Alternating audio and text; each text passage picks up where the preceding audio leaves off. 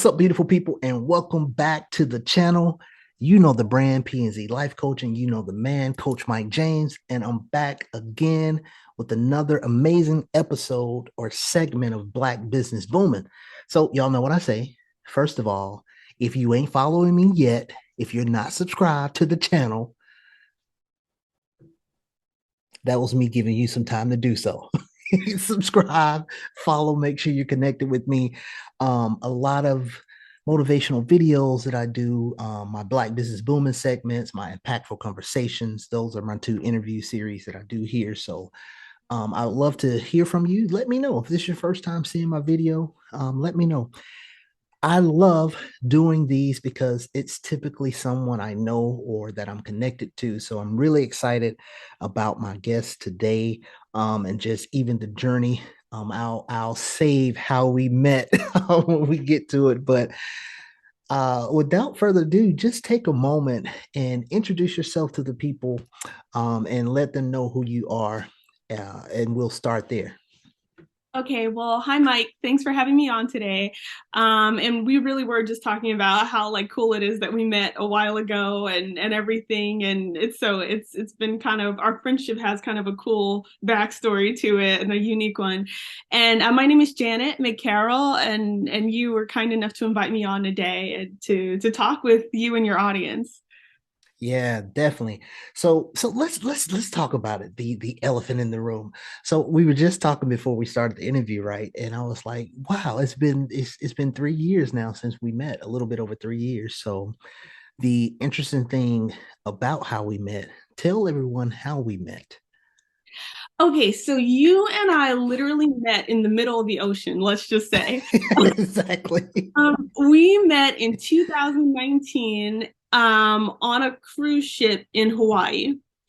And I was traveling with a good friend of mine, and she and I had both just kind of like finished school stuff. So we're like, let's take a girl trip, on a cruise and everything. And you were there with your wife, and I didn't know you at all, but I just remember you just had this really like bright personality, and I would always see you everywhere because you were always taking part in some event that was happening on the cruise ship, some competition or some dance or whatever. And I think I randomly walked up to you on the ship one day and just asked if I could have a picture with you just because you were just so cool, and you kind of were like a celebrity on the ship, you Yeah. were always Look, doing. Janet, let me say this. I'm telling you, I share this all the time. So it was my wife and I's 10-year anniversary cruise. We decided to do a cruise. Oh, okay. And I'm a fun loving person. So I tell people all the time, every now and again, I may share like a video or something from that. And actually, what it was is I think we first met at like one of the karaoke nights. Yeah, yeah, we And so did. I had seen you around, and of course, I just became Alabama Mike on the cruise ship because I was doing all the competitions and all that stuff. And then I think it was like, I don't know, it was like a sexy legs competition or whatever. Mr. Sexy Leg. On Yeah. Yeah, yeah, and ran into you and got a picture with you and my dance partner, who's one of the cruise people, the ship director. So yeah, it was just awesome. So always good to connect with good people. And we were talking about it before we started. It's like it's good because if you keep in touch with someone that you met randomly, that means they're a good person, at least for me. Because if Yeah. you're not, then I ain't thinking about you. So I totally agree. I totally agree. And then we both found out that we had Alabama connections. I've got yes. all my family's from down that way, and then you're an Alabama guy, Yep. and so it's just really cool. It was like the friendship was meant to be. So Right. Definitely. So I am so excited. So of course, for all of you who've watched an episode or of Black Business Boom before, everyone from artists to entrepreneurs and business owners to authors, anything, anything that you are promoting yourself, and you've done that in a business way. So for my good friend Janet here, you are an author now. And so I want to go back to the start. Tell me, when did you start this journey, or when did you think about being an author and wanted to pursue that and actually be a published author? oh gosh. I think, to my understanding, right, like way before I could even like remember anything when I was little, apparently I was always kind of storytelling and creating storylines. And as I got older and learned to like read and write, I'd write things out. And so people would always kind of tell me, like, oh, like, you might end up writing a story one day. And when I was like early to mid teens, I remember writing a few different children's stories that I wish I had gone through with publishing, but I think just my confidence about it wasn't there. So I wrote all these stories and completed them, and they're somewhere in the garage now. And I wish I could find them so I could publish them, but I just didn't have the oomph or whatever it is to go through to follow through and actually get them published. And then it wasn't until a subject came up for me that I've loved my whole life, and I decided I really need to write it and get it out there. And it was really more a love for the subject, more so than a need to be a published author. I think that's really what it was. I was just so crazy about the subject. I had to get it out there. And so, and because the subject, the person that I wrote about was already so old, I felt like time was of the essence. And so I just lickety split wrote it as quickly as I could and kind of got it out there. And I think that's kind of how it started in a way. Yeah. You know what's so interesting about that? You said with the subject, right? And the timing. Mhm. The timing is so amazing how it happened when you did it. And so share with everyone what got you to that point and a little bit more about the subject matter of your book. Okay, so the subject matter of my book, the book is called Elizabeth and the Piccadilly Council, and I actually have a copy right here, so I'll hold it up. I don't know if folks can see it. But it is a children's adventure series about the Queen of England during her childhood. I felt like she had such a fascinating childhood, and I feel like royalty does so much more than just sit on a throne and get manicures and pedicures all day and boss people around. And I really just thought she had a life story that, William Shakespeare couldn't have even fathomed. So I was like, this is worth writing about. And ever since I was little, I've been very captivated by the British royal family and everything. Because I mean, like all kids growing up, I had wondered if, princesses and princes were real. And I had asked my mom one day, and the only royal that she could think of, she's like, I don't know. She goes, I know there's Princess Diana over in England. And I was so little when Princess Diana died. But once I found out that they were real and I saw a picture of Princess Diana, I was so captivated. And I just was a fan of the royal family ever since. And I think, like a lot of Americans, my love affair with the royal family started with Diana. But as I really kind of peel back the layers to, the royal family, and I learned about each and every current serving member, I realized the most fascinating person was the Queen, for me anyway. And then when I learned about her childhood, I think I remember just feeling that every angle had been written about in terms of when you talk about royal biographies and things like that. But the one thing I hadn't seen on the market was a children's adventure series about her childhood. And I kind of want other people, children and adults, to love the Queen as much as I do. So I was like, that's what I'll do. I'll make a children's adventure series about her life. And because she was 95 when I started writing the book. And under a tremendous amount of stress as well. I think I felt like time was really under the of the essence, and I needed to kind of kick it in high drive and high gear and get it out in time. And I'm glad I did, because I would have been really sad if she had passed and the first book hadn't been out yet. So Right. Yeah. You said something interesting. You talked about it's this thing where all the entrepreneurs, the artists, the authors and people that I've interviewed or talked to, even those who I haven't interviewed on Black Business Booming, it's always seeing a void. And you mentioned something that I hadn't seen, a children's series that brings that to light. So I love that the inspiration that you have and being able to do that. If you were to go back to when you first thinking about little young Janet that was writing the things that you didn't finish that are in the garage to now saying, I want to do this series. What what was one of the what are some of the challenges that you face in the beginning to actually sit down and just do and start this series?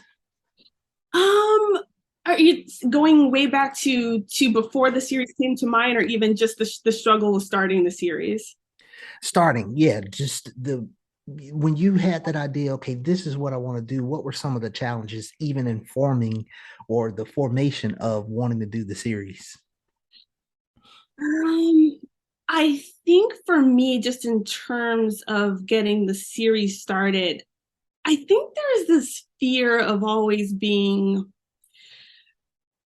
like, it's just never going to be good enough. And I think whether it Mm, was writing the story itself or just writing in general or anything that I wanted to tackle in life, I think somebody pointed out to me, a friend's mother had pointed out to me a long time ago. She goes, Janet, I think you're a perfectionist. And I said, well, no, I'm not. I don't do things perfect at all, ever. Usually I kind of slack off and I don't do very much of anything. And she goes, but that can mean you're a perfectionist. A perfectionist doesn't always mean that you do everything perfectly and that you're type A. Sometimes it can be that you always feel the need to do things well. And if you feel like you can't live up to that, then you just don't do anything. And so I think sometimes people forget that that can also be what a perfectionist looks like. And I think I very much, like many people, kind of struggle with that. Like, I feel like, oh, no matter what I do, it's not going to be good enough, so why bother?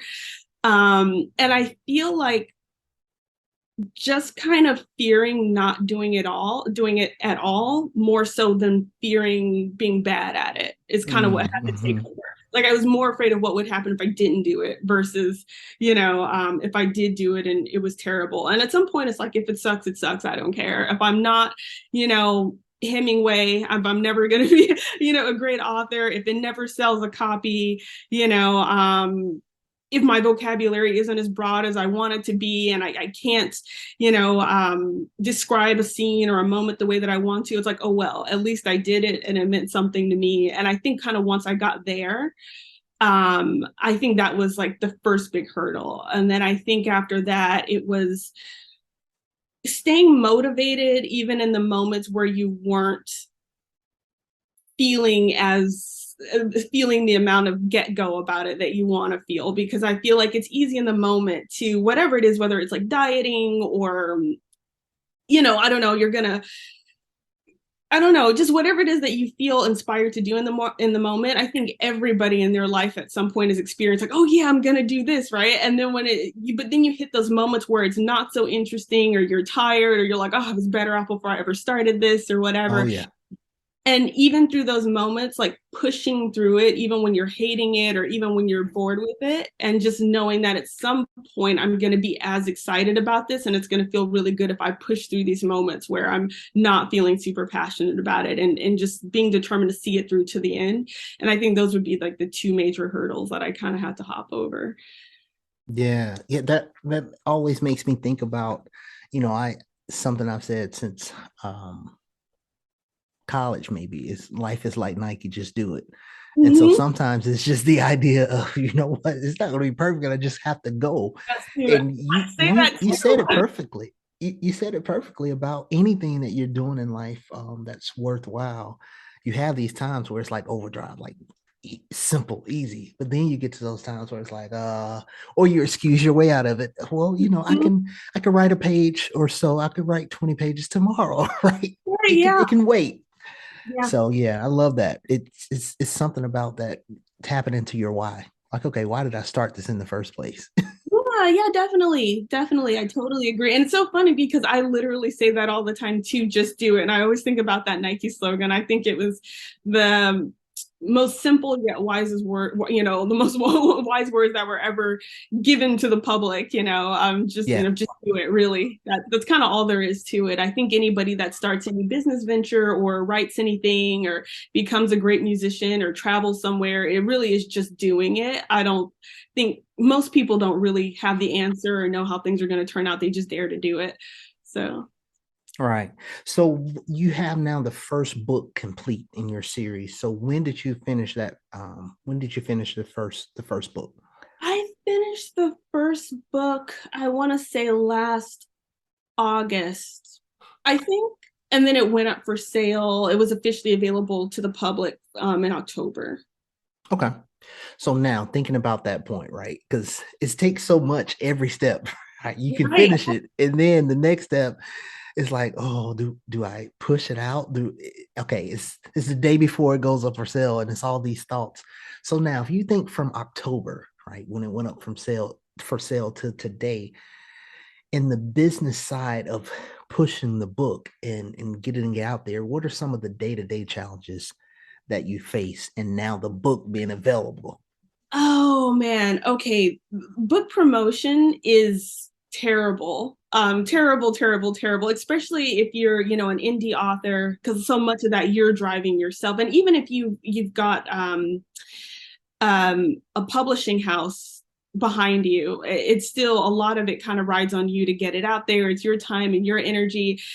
And some of it goes to just your confidence around it. You can feel really Mm, weird about pushing it out there. Like, who wants to read my little story? Or, oh no, what if they read it and it sucks? Or they think it sucks.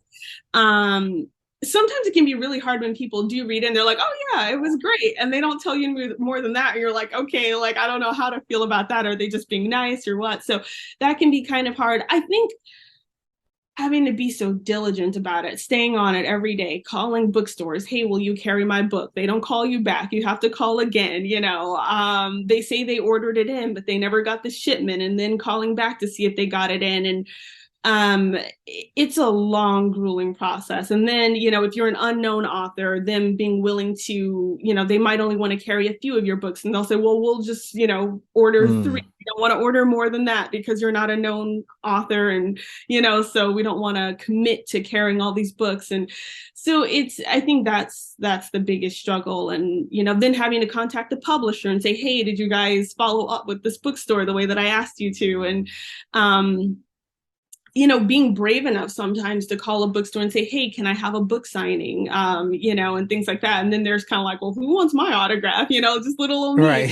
So it's that kind of getting yourself out there. It can be really nerve wracking. I think the only thing for me that was a little helpful is that I happened to write about a topic that a lot of people, I would say, like, yeah, I think there's a lot of people out there that care about it. And so therefore that kind of worked in my favor.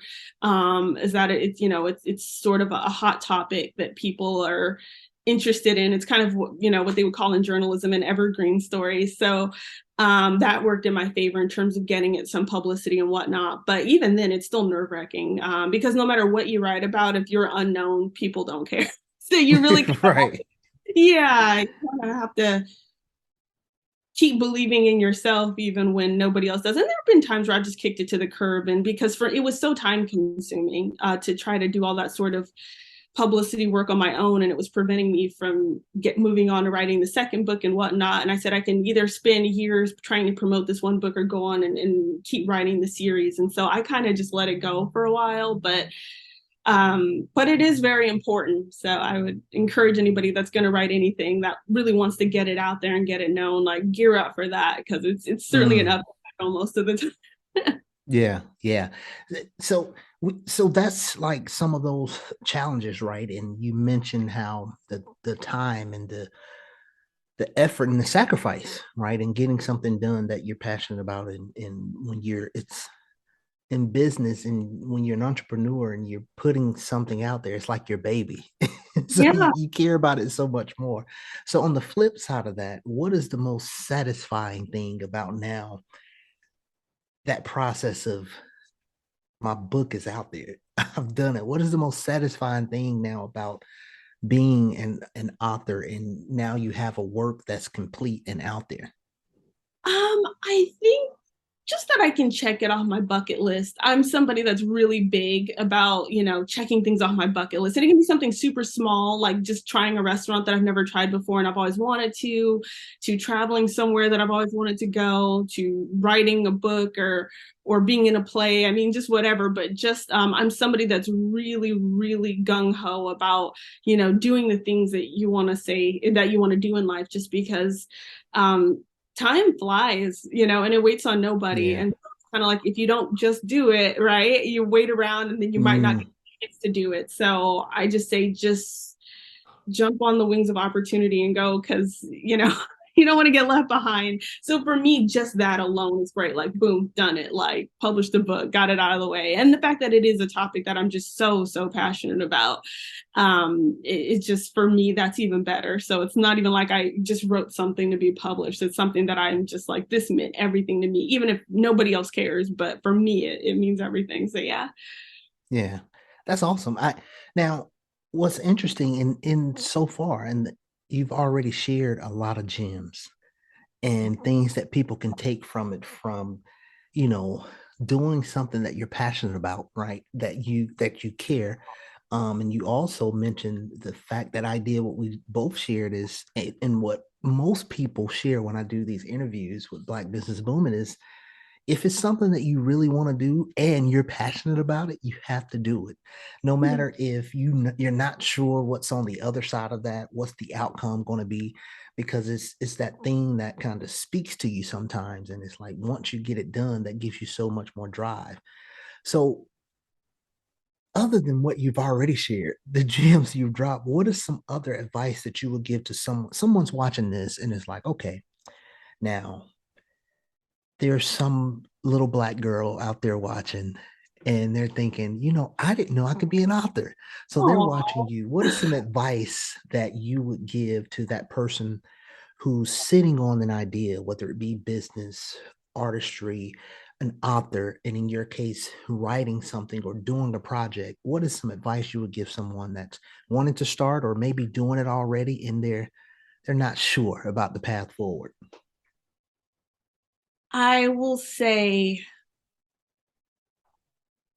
take a step and somehow another stepping stone will become visible to you. That's what I would say. Even if you don't know where to start or what to do, if you're really that lost and conflicted on where to start, any step is better than no step at all. Even if it's a step that doesn't make any sense, but you'll learn that that step did make sense and that'll help guide you in the right direction.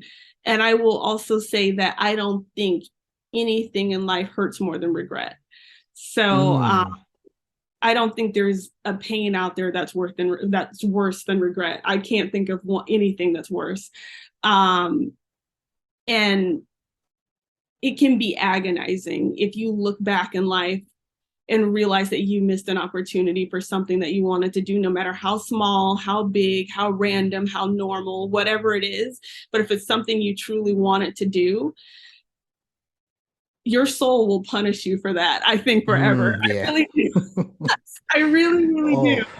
Oh, And it's a pain that no one should have to feel. So I would say just do it, even if it just is a pain in the butt now, but it will beat whatever pain of that you feel from not going through with it. And I don't think your soul will ever let you forgive yourself for not doing what you always wanted to do, because I do think that I genuinely believe that every being on this planet has some sort of mission that they need to complete in this life, something that they're here for,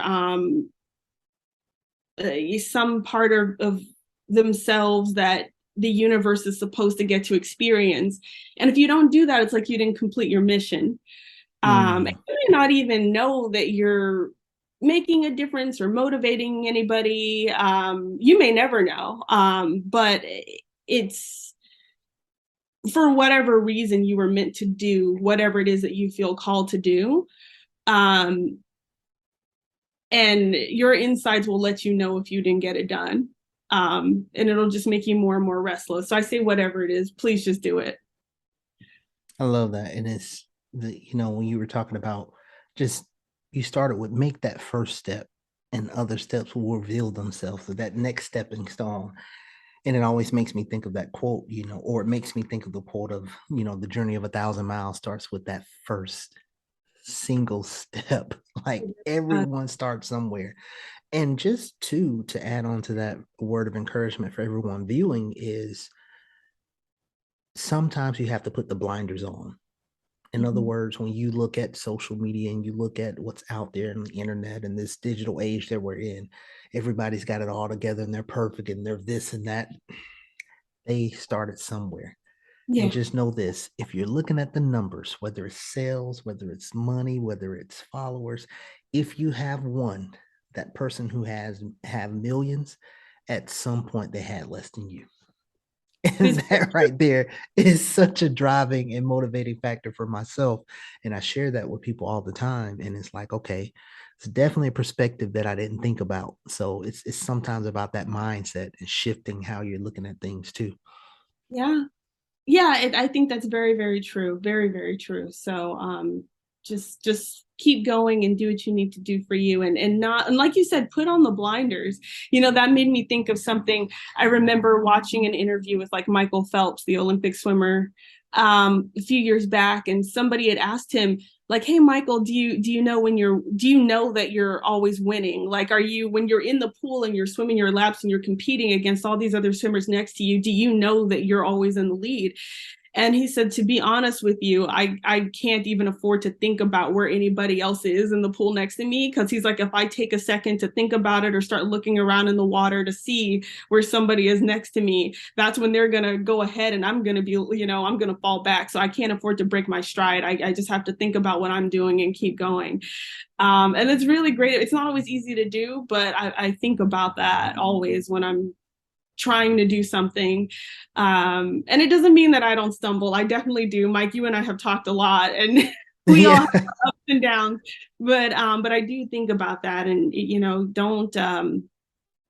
don't hold yourself back by looking around to see where other people are.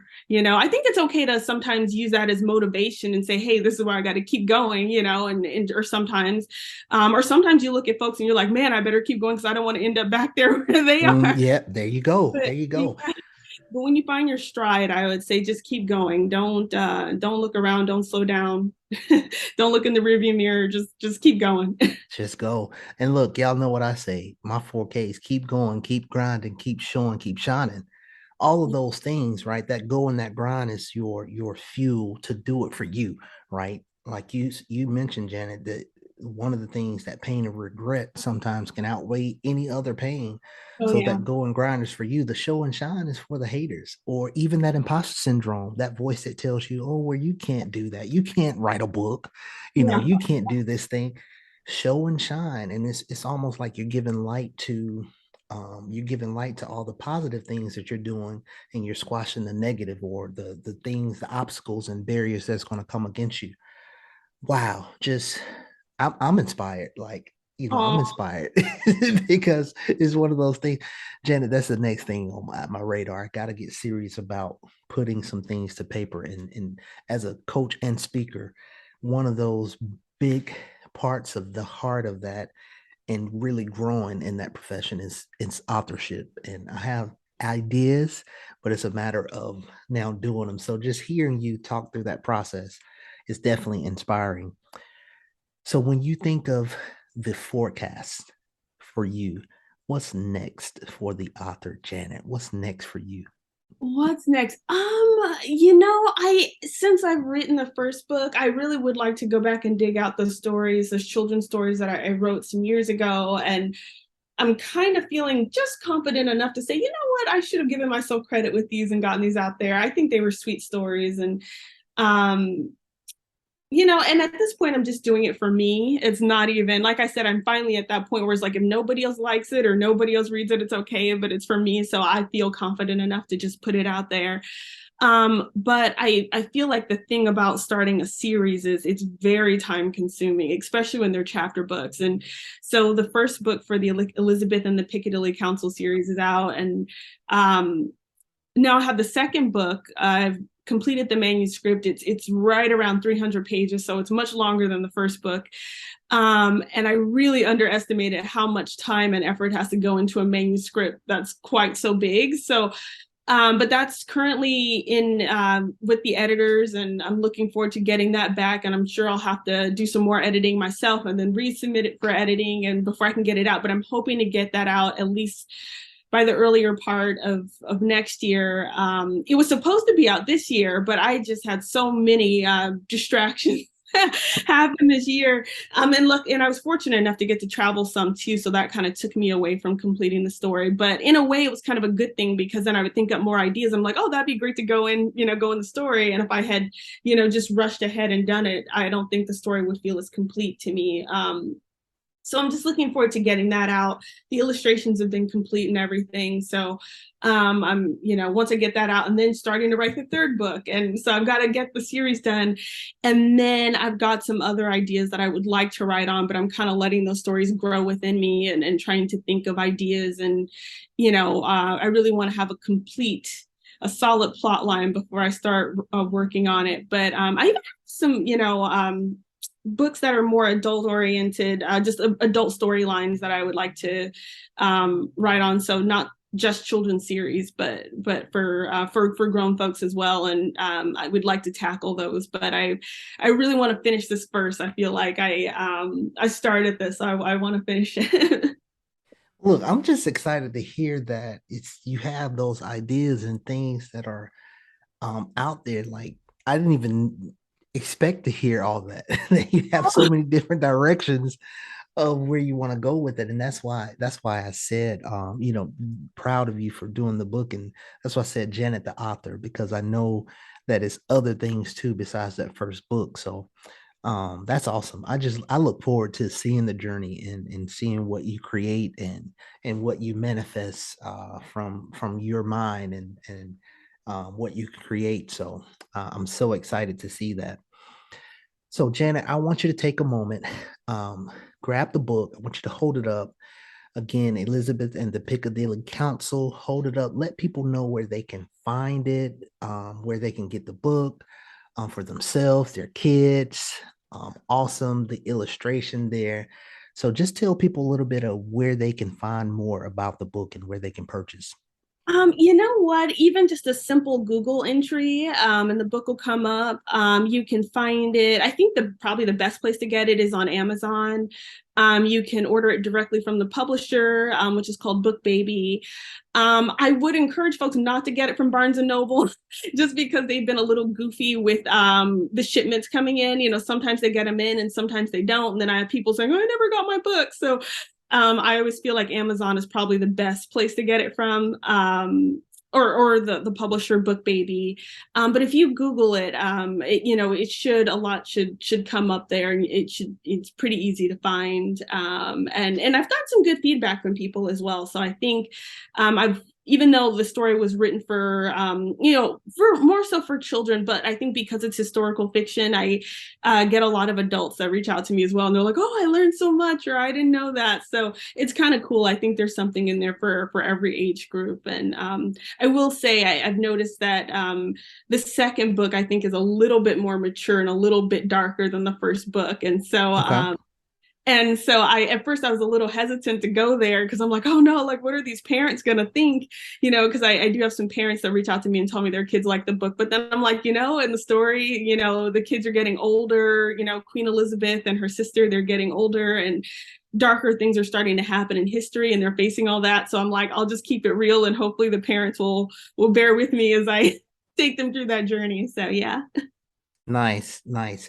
Love it. And of course, all that will be in the description to make sure to support a young author doing some amazing things. And again, like I said, I'm excited to see what comes of it, the series and everything else that you're going to be doing. So I appreciate it. Janet, any last things that you want to leave with the audience, or how they can connect with you or just see more of your awesomeness? Oh gosh, thank you. I am you're more than welcome to share my email address with people. And I had just very, very, very recently created like an Instagram for the book. And I haven't really posted very much on there, but a lot of people are like, you've got to have some social media presence for the book. So I'll send you that handle. And if folks, if anybody wants to reach out to you, to contact me for any reason, by all means, you can share my phone number or email address or whatever. So it's so yeah, so I'm happy to talk to anybody about anything, anytime. So yeah, reach out whenever. So it's always I love the opportunity to talk to different people. I love it when people are curious about what I'm up to, and I'm always curious about what others are up to. So yeah, I look forward to any conversation that anybody might want to have. Awesome. So there'll definitely be some info in the description below.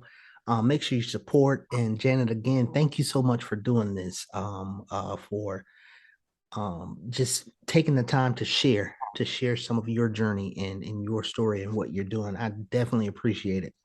Yeah, thank you too, Mike. Thank you for all the wonderful content that you bring to all of us and all the inspiration that you send out on a weekly basis. It means a lot. And thanks for having me here. So it was a really great opportunity. And who knew all those years ago when you were in the Mr. Sexy Legs competition, we would end up doing Right. an interview together. So yeah, that this is really special. Thank you.